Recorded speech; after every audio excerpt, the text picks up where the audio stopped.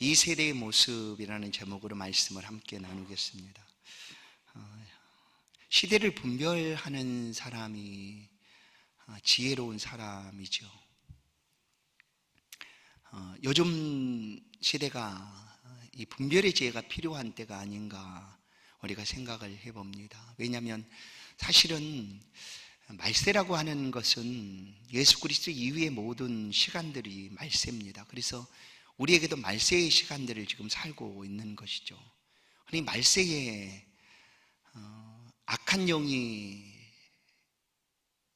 사람들을 미혹하게 됩니다. 미혹의 영이 사람들을 사로잡고 있다라는 거죠. 그런데 이 미혹이라는 것은 무엇이 옳은지 그른지 잘 분간하지 못하게 되는 것이죠. 안개가 끼어서 앞이 보이지 않는 것 같은 그런 시대가 바로 오늘날의 시대입니다. 그러나 우리가 정치나 경제, 사회 모든 분야에서 이 분별의 지혜를 가지면 어떻습니까? 그 사람은 복을 받죠. 세상에서 잘 되는 복을 받습니다. 누구보다 더 빨리 이것들을 잘 분별해서 알아내고 또 그것들을 향하여 나아가게 되면 복받는 일이 생기게 됩니다. 세상에서 분별을 잘하게 되면 그런 복을 받습니다. 그러나 사실은 우리가 정말로 어느 부분의 분별을 잘해야 되는가? 이 세상의 이치와 이 시대의 모습 속에서 분별을 잘하는 것도 참 중요하지만 더욱 중요한 것은 영적인 분별력을 가지는 것이 중요하다라는 거죠. 영적인 분별력이 성도들에겐 참 필요한 때가 바로 오늘날의 시대입니다. 악한 자는 믿는 자들을 흔들어 놓으려고 하는, 어떻게 해서든지 흔들어서 미혹해서 그리스도의 그 삶에서 떨어지도록 하기 위하여 온갖 수단과 방법을 다 동원해서 미혹하려고 합니다. 그 시대가 바로 오늘 우리가 살고 있는 시대다라는 거죠. 예수님께서는 영적인 분별력이 우리 가운데 왜 필요한가를 말씀을 많이 해줍니다. 예수님 당시에 유대 지도자들은 그 시대의 분별력을 분명히 가진 사람들이죠.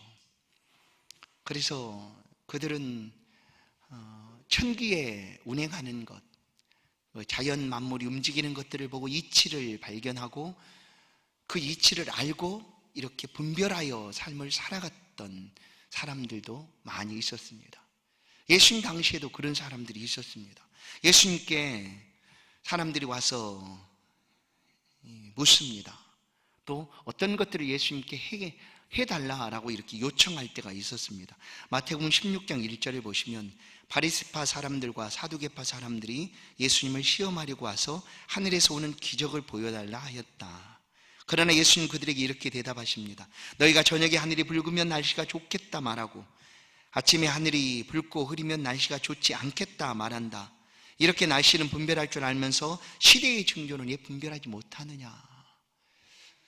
자연적인 이치를 보고 이 날씨를 분간하는, 오늘날이야 얼마나 정확합니까? 사실 여전히 이 날씨를 1주간, 거의 2주간의 날씨가 이렇게 보여지지 않습니까? 요즘은 그렇지만 이 시대에는 이런 자연 이치들을, 자연의 모습들을 보고 이 날씨들을 또 확인할 수가 있었다라는 거죠. 분별할 수 있었다. 그런데 예수님께서 그런 분별력을 가진 사람들을 향하여 어찌하여 너희는 날씨는 분별할 줄 알면서 시대의 징조는 분별하지 못하느냐라는 그런 말씀을 하십니다. 오늘 본문에 그 시대의 징조를 가장 잘 알고 분별에 아주 뛰어났던 한 사람이 소개가 되는데 그가 바로 세례 요한입니다. 물론 요한이라는 이름을 가졌고 우리는 그가 세례를 이렇게 베풀었다 해서 세례 요한이라고 부르고 있습니다. 예수님의 제자 요한과 이제 구별해서 그렇게 부르는데 이 세례 요한은 그 시대의 분별력이 아주 뛰어났던 사람이었습니다. 왜 그런가 하면 예수님을 보고 그리스도다라는 그런 고백을 하게 됩니다. 모든 사람들이 예수는 하나님을 모독하는 이다, 하나님을 망령되이 그 이름을 일컫는 자다, 그리고 죽어 마땅하고 또 하나님 앞에 망령된 사람이다 라고 여기는 그때에 세례 요한은 그가 바로 그리스도 메시아다라는 사실을 알아보았습니다. 예수님께서 세례 요한의 세례를 받으러 왔을 때 요한은 하지 말라고 만류하죠. 안 됩니다. 내가 오히려 당신께 세례를 받아야죠. 하나 예수님은 요한의 세례를 받으셨습니다. 그리고 그 요한은 예수 그리스도를 향하여 세상 죄를 지고 가는 하나님의 어린 양이다, 나는 그에 비하면 나는 그의 종에도 끼지를 못한다 할 정도로 예수 그리스도를 높였던 사람입니다. 왜냐? 알아보았으니까. 내 뒤에 오시는 이, 나는 물로 세례를 베풀지만 내 뒤에 오시는 이, 그가 누구인가? 예수님이셨죠. 내 뒤에 오시는 물이 아니라 성령으로 세례를 주실 분이시다 하고 예수를 높였던 사람입니다. 그런데 이 세례 요한이 헤롯 아그리파 1세 헤롯 왕의 아들이죠. 그 헤롯에 의해서 붙잡혀서 옥에 갇히게 됩니다. 그런데 오늘 마태복음 11장은 옥에 갇혀 있던 이 세례 요한이 제자들을 예수님께 보내는 장면이 있습니다. 보내서 제자들을 통하여 묻도록 합니다.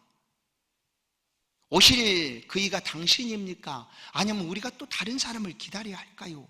라고 세례 요한이 그의 제자들을 예수님께 보내서 묻게 합니다. 좀 이상하지 않습니까? 예수님을 그리스도로 메시아로 알고 있었던 요한이 어찌하여 또 제자들을 보내서 예수님께 그 물음을 하도록 하는가 하는 거예요. 그런데 세례 요한의 제자들이 와서 예수님께 물었습니다. 오실 그이가 당신입니까? 우리 선생님이 여쭤보라 합니다. 그래서 예수님께서 다른 말씀을 하시지 않습니다. 오늘 11장 4절을 보시면 예수께서 대답하여 이르시되 너희가 가서 듣고 보는 것을 요한에게 알리되. 그리고 5절 맹인이 보고 곧 못 걷는 사람이 걸으며 나병한 자가 깨끗함을 받으며 못 듣는 자가 들으며 죽은 자가 살아나며 가난한 자에게 복음이 전파된다 하라. 뭐 다른 거 필요 없다. 가서 내가 직접 보고 들은 대로 가서 전해 주어라. 이 5절의 말씀은 메시아의 사역이거든요. 메시아가 오시면 행하실 수 있는 사역입니다. 왜냐하면 이런 일들, 맹인이 본다, 못 걷는 사람이 걷는다, 나병한 자가 깨끗함을 받는다, 못 듣는 자가 듣고 죽은 자가 살아난다. 오늘날은 아주 이것들이 좀 쉽죠. 죽은 자가 살아난다는 것까지는 어렵겠지만 못 듣는 자가 듣게 되고, 왜냐하면 오늘날 기술이 뛰어나서 다 그렇게 하죠. 보지 못하는 사람도 보게 할 수도 있고 그러나 그 시대에 이와 같은 일들은 메시아가 하시는 사역들이었다라는 거죠. 그래서 요한의 제자들을 향하여 예수님께서 이 말씀을 하는, 너희가 보고 들은 대로, 왜냐하면 제자들 앞에서 예수님이 고쳐주신 그 일들을 가서 그대로 전해라. 그러면 왜 요한은 예수님께 제자들을 보내서 이 물음을 하고 있는가 하는 거예요. 여러분, 오늘 우리가 믿음을 가졌다라는 것은 한 번 믿음을 가지면 그것이 끝입니까? 끝이에요? 네, 끝입니다. 사실은. 왜냐하면 이 믿음이라는 건 사실 없어지지 않거든요. 하나님이 우리 가운데 주신 선물이기 때문에 그 믿음은 사라지거나 없어지지 않아요. 그런데 이 믿음이 약해질 때가 있습니다. 약해질 때, 이것은 하나님을 바라봄이 흐려지는 순간이죠. 하나님을 의지하는 그 의지함이 좀 약해지는 순간입니다. 그게 왜 그럴까 하면 반대급부로 이런 거예요. 세상적인 일들이 더욱 관심이 높아지면 하나님과 관계 속에서 좀 흐려질 수밖에 없습니다. 그러면 이것을 우리는 믿음이 좀 내가 떨어졌다라는 그런 표현을 써서 내 믿음의 약함을 드러낼 때가 있지요. 그냥 보십시오. 이 세례 요한이라는 사람은 예수님을 메시아로 고백했던 사람입니다. 직접 모든 사람들에게 내 뒤에 오시는 이 하고 소개했던 사람이기도 합니다. 그리고 엘리야의 심정을 가지고 와서 그가 하는 일들은 메시아의 사역을 드러내주는 일을 했던 사람이었음에도 불구하고 옥에 갇혀있던 요한은 이 믿음이 약해졌다라는 거예요. 이해가 되십니까?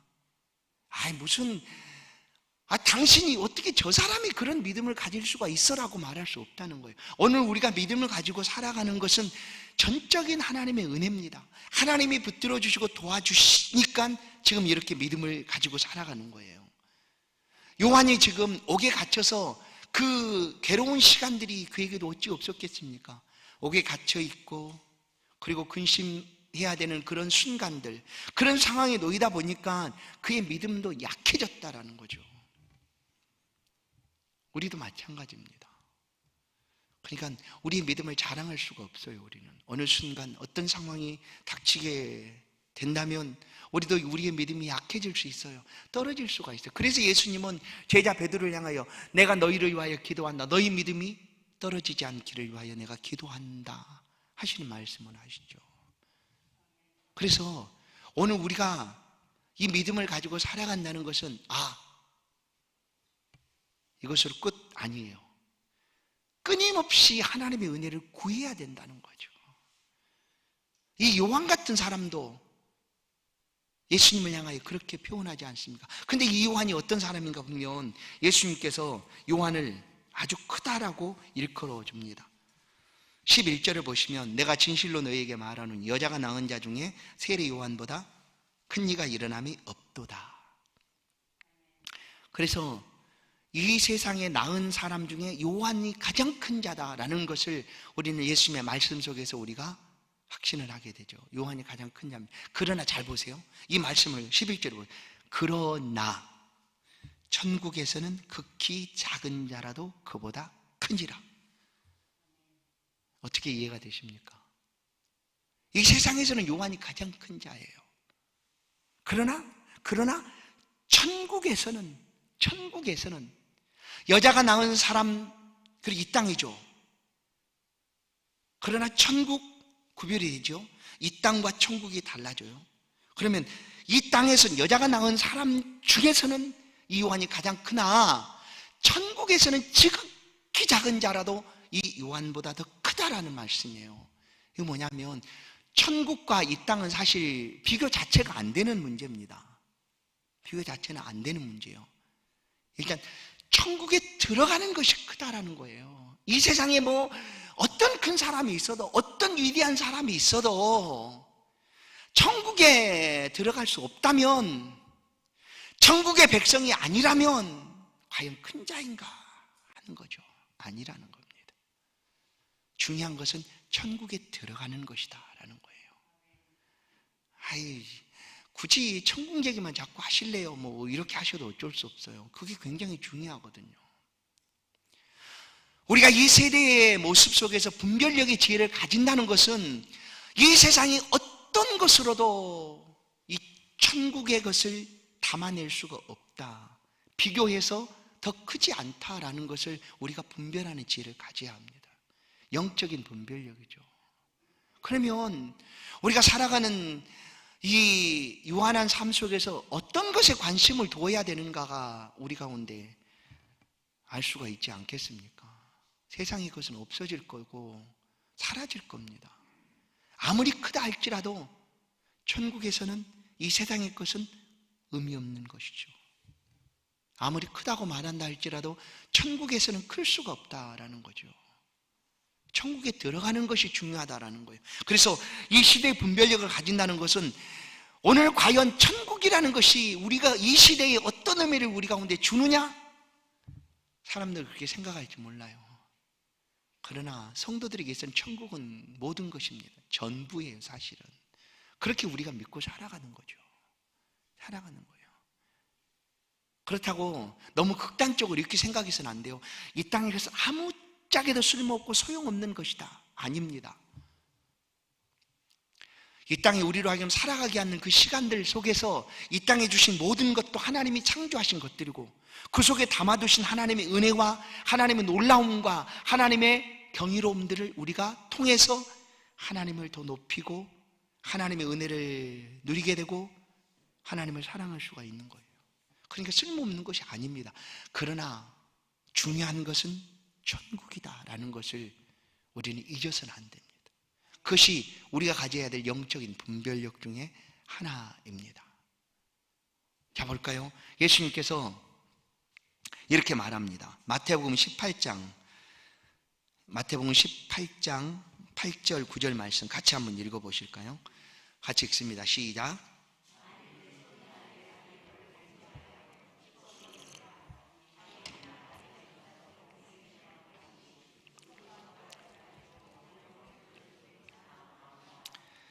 만일 내 눈이 너를 범죄하거든 빼어내버리라. 한 눈으로 영생에 들어가는 것이 두 눈을 가지고 주역불에 던져지는 것보다 나으니라. 아멘.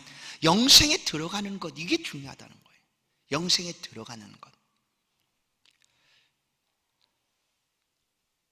이 세대의 모습 속에서 과연 우리에게 이 영생이라는 것이 어떻게 다가오고 있는가?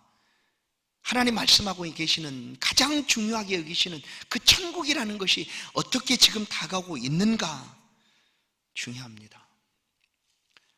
성경은 이렇게 표현해요. 부끄러운 구원이라 할지라도 그래도 구원 얻는 것이 중요하다라는 거예요. 부끄러운 구원. 부끄러운 구원은 우리가 이렇게 표현할 수 있습니다.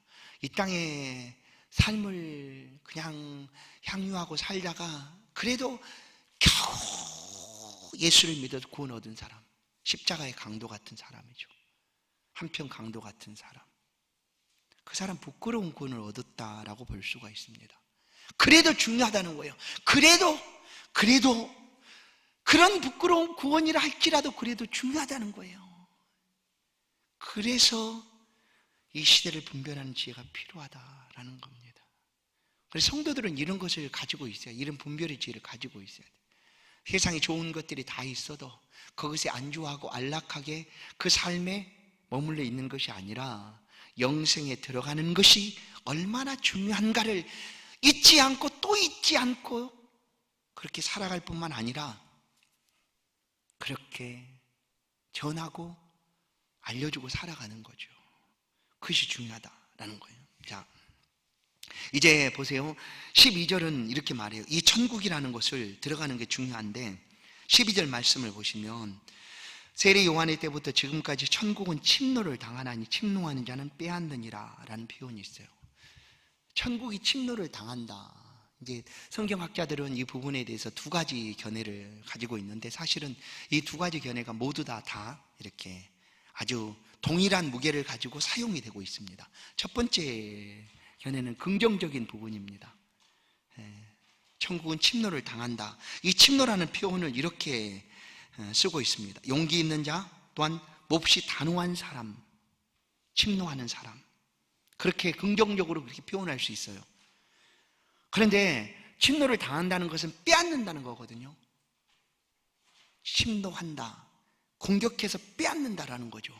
이게 긍정적인 요소로 보면 아주 천국을 너무너무 사모해서 그 천국을 내 것으로 삼고자 하는 사람들이라는 표현, 이게 긍정적인 의미입니다. 이런 사람들 누군가 하면 예수님의 제자들이었죠.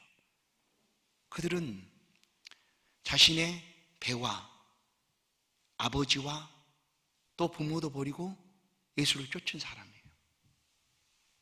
왜? 천국이 너무나 중요하니까. 그래서 천국을 그렇게 차지하는 사람이죠. 또 이제 부정적인 의미로는 어떤 거냐면 당시에 예수나 또 세례 요한을 핍박했던 유대 사람들이죠. 폭력적인 사람들, 바리새인들, 그리고 그들을 따르는 무리들, 악한 영들, 그리고 헤롯, 안티바스 같은 사람들, 이들은 아주 폭력적인 그런 성향을 가지고 예수와 세례 요한에 행하는 모든 것들을 반대하고 적대시하고 막았던 사람들입니다. 그러니까 이런 부정적인 표현으로 보면 천국은 이들로부터 침노를 받고 있는 거죠. 계속해서. 그래서 성도들은 천국의 삶을 살아가고 있지만 어떻습니까? 순간순간 핍박도 받고 고난도 당하고 환난도 듣고 어려움도 당하는 거죠. 그런데 이 긍정적인 면과 이 부정적인 면을 똑같이 사용을 하고 있다라는 거예요. 맞습니다. 우리는 천국이 너무너무 좋기 때문에 그 천국을 침노해서 내 것으로 삼은 사람들입니다. 또한 그런 삶을 살고 있는 우리의 삶에는 누군가가 이 천국을 핍박하는 거죠. 침노하며 천국을 대적하며 그렇게 행하는 자들도 있다라는 거예요. 바로 세례 요한과 또 예수 그리스도는 이들을 통하여 핍박을 받고 그러나 천국의 삶을 여전히 살아가고 있었다라는 겁니다. 이 세례 요한은 아주 특별한 선지자이기도 합니다. 옛 시대의 선지자, 마지막 선지자라고 표현하기도 하고 뿐만 아니라 새로운 시대의 선지자로, 첫 선지자로 소개하기도 합니다. 그러니까 세례 요한의 때까지 또 그렇게 표현을 성경은 하죠. 모든 선지자와 율법이 예언하는 것은 요한까지니. 그러니까 옛 시대의 선지자처럼 표현하고 있지만 사실은 새 시대의 길을 열어가는 첫 번째 선지자이기도 합니다. 세례 요한. 그래서 오늘 만일 너희 16절을 15절을 보시면 귀 있는 자들은 들을지어다 라는 말씀이 있어요. 이 말씀은 깨닫는 표현이죠. 우리가 귀가 없어서 말씀을 못 듣는 게 아니거든요. 시대를 분별하는 지혜를 어디서 얻는가? 어떻게 얻을까? 깨닫는 것을 어디서 깨달을까? 하나님 말씀, 그리스도의 말씀입니다. 그래서 예수님은 귀 있는 자는 들을지어다 할 때 이 말씀은 마태복음 13장 4절 14절 표현은 너희가 듣기는 들어도 깨닫지 못할 것이요 보기는 보아도 알지 못하리라. 그러니까 단순히 듣고 보고 하는 문제가 아니라 이 말씀의 의미를 깨닫는가 안 깨닫는가 하는 거예요. 이 세상의 삶이 전부인 걸로 여기고 있다면 아직 깨닫지 못한 겁니다. 우리에게는 영원한 영생이 주어지고 있습니다. 그것이 얼마나 중요한가, 얼마나 소중한가, 그것을 깨닫는 것이 들을 게 있는 자는 듣는 것입니다.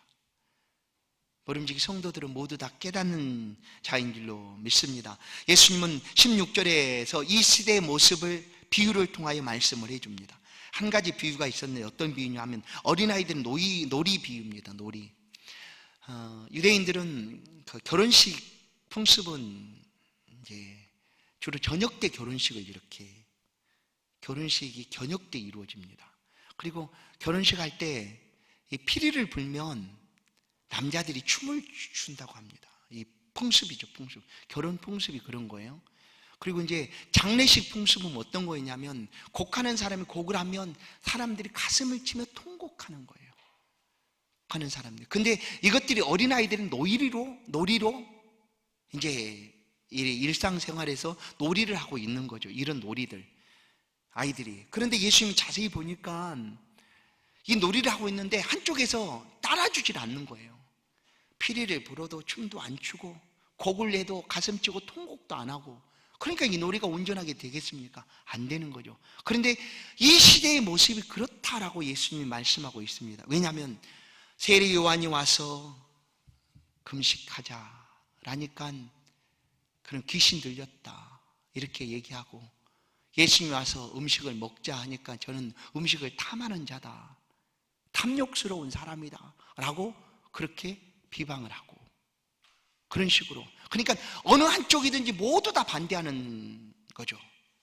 누가 세례 요한이 외쳐도 반대하고 예수님이 외쳐도 반대하고, 그러니까 그들은 귀를 막고 진리의 말씀을 듣지도 않고 그냥 반대만 하고 있는 사람, 그 시대의 모습이 그랬다라는 거예요. 그 시대의 모습이. 그래, 그 시대의 모습을 이 장터에서 놀고 있는 어린아이 비유를 통하여 그렇게 예수님께서 말씀을 하고 있습니다. 예수님 먹자 탐하는 자다라고, 세례 요한이 금식하자 말하니 그들은 귀신 들렸다라고 말합니다. 예수님이 사실 먹기를 탐하는 사람은 아니었습니다. 왜냐하면 예수님께는 사실 먹는 것보다 주로 예수님은 세리나 또 창기들 모이는 곳에서 같이 음식을 드셨어요. 그러니까 유대인들의 입장에서는 그야말로 꼴불견인 거죠. 진짜 마음에 안 들어도 저렇게 안 들을 수가 있을까. 왜냐하면 유대인들은 이 세리나 창기들을 그냥 죄인 취급을 하고 상종을 하지 않았거든요. 그들이 가까이 오는 것도 싫었고 자신들이 그들과 함께하는 것도 싫었어요. 그런데 사람들이 그렇게 많이 따라다니는 그 예수라는 사람이 주로 먹는데, 음식을 나누는데 항상 그들과 같이 먹으니까 그냥 비꼬는 거죠. 비판하고. 음식을 탐하는 사람이다, 탐욕스러운 사람이다. 그런 사실 예수님이 그들과 음식을 먹고 싶어서가 아니라 그들과 사실 함께하고 싶으셨던 거예요. 이 죄인들과 함께하기 위한 방법으로 그들이 음식을 먹을 때 함께하고 있었다라는 것이지, 그들이 말하는 것처럼 탐욕스러운 분이 아니셨다라는 것을 우리는 알 수가 있습니다. 예수님께서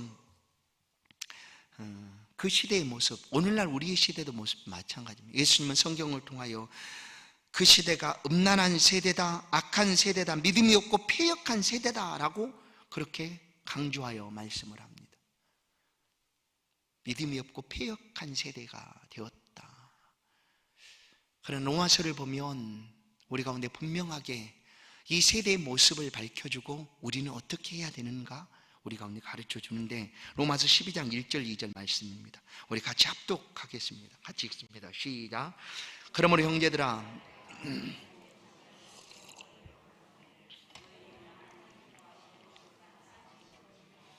이는 너희가 들이 영적의 뱀이라. 너희는 이 세대를 본받지 말고 오직 마음을 새롭게 함으로 변화를 받아 하나님의 선하시고 기뻐하시고 온전하신 뜻이 무엇인지 분별하도록 하라. 아멘.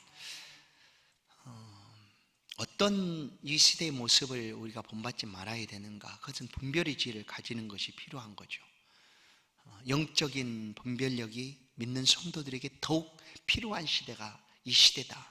그 중에 가장 중요한 한 가지는 천국에 들어가는 것이, 우리의 삶에서 이 천국이라는 것을 절대로 약화시켜서는 안 된다라는 거예요. 그것이 중요하다는, 그것을 아는 것이 사실 지혜입니다. 그것이 지혜예요. 다른 것이 지혜가 아니라 천국이 얼마나 중요한가, 천국에 들어가는 것이 얼마나 소중한가, 이것을 아는 것이 지혜이기도 합니다. 예수님은 이 시대의 모습을 그렇게 말하였지만, 디모데후서 바울 서신 가운데 마지막 서신 디모데후서 4장 3절 5절도 말씀합니다. 때가 이르니 사람이 바른 교훈을 받지 아니하며 귀가 가리워서 자기의 사욕을 따를 스승은 많이 두고 또 그 귀를 진리에서 돌이켜 허탄한 이야기를 따르리라. 그러나 너는 모든 일에 신중하여 고난을 받으며 전도자 일을 하며 내 직무를 다하라. 신중하라, 고난을 받으라, 내 직무를, 곧 전도자의 직무를 다하라. 무엇 때문에 그래야 될까요? 그냥 세상에서 살아가는 삶이 전부이다고 여긴다면 굳이 이렇게 살 필요가 있겠어요? 세상과 그냥 대척돼가지고 그냥 그렇게 힘들게 살 필요가 있나 하는 거죠. 그러나 분별의 지혜를 가진다는 것은, 바로 영적인 분별력을 가진다는 것은 성도들의 삶에 무엇이 중요한가를 아는 것이에요. 그래서 바울 사도는 그 믿음의 아들 디모데를 향하여 너는 모든 일에 신중하여 고난을 받으며 내 전도자의 직무를 다하라 라고 말씀합니다. 그것이 바로 오늘 우리의 시대에 우리가 살아가야 될 삶의 방향입니다. 사랑하는 성도 여러분, 이 세대에 좋아 보이는 것에 마음을 빼앗기지 마십시오. 천국에 더 큰 뜻을 두고 살아가십시오. 우리는 이 땅에서는 혹시 별 볼 일 없어 보일지 몰라도, 좀 부족하고 연약하여 보일지 몰라도 하나님이 인정하시는 가장 큰 자들입니다. 왜냐하면 천국의 상속자들이니까요. 저와 여러분은 이미 천국의 상속자가 되어 이 땅의 삶을, 이 시대를 분별하고 신중하게 살아가는 그런 하나님의 백성인 줄로 믿습니다. 이 삶을 힘있게 사셔서 우리 모두 다 천국의 귀한 상속자로 하나님 앞에 큰 영광이 되고, 또한 이 땅의 삶에서도 하나님의 은혜를 누리며 살아가는 그런 믿음의 귀한 성도들 되기를 주의 이름으로 축원합니다. 하나님 감사합니다. 이 세대의 것으로, 이 세상의 기준으로 우리가 일희일비하지 않기를 원합니다. 천국을 소유한 상속자로 삶을 우리가 기쁨으로 살아갈 수 있도록 도와주옵소서. 우리 가운데 우리의 마음과 심령을 열어주사 무엇이 중요한가, 시대의 분별을 가질 수 있도록 영적인 분별력을 우리 가운데 허락하여 주셔서 감사합니다. 우리 영을 깨워주시고 또다시 영생에 들어가는 것, 천국의 삶을 힘있게 살아갈 수 있도록 우리의 발걸음에, 우리의 삶에 은총을 더하여 주옵소서. 예수 그리스도의 이름으로 기도하옵나이다.